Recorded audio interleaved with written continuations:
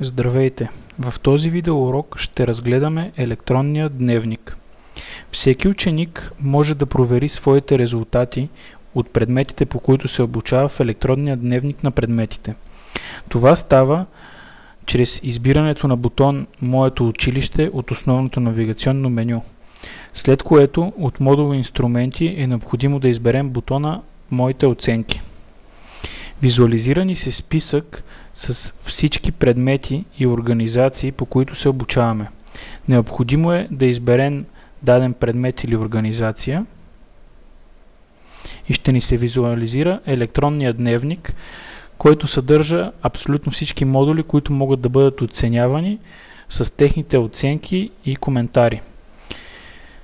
За по-детайлна информация за дадена оценка може да кликнем върху самата оценка и ще ни се визуализира пълна информация за нея.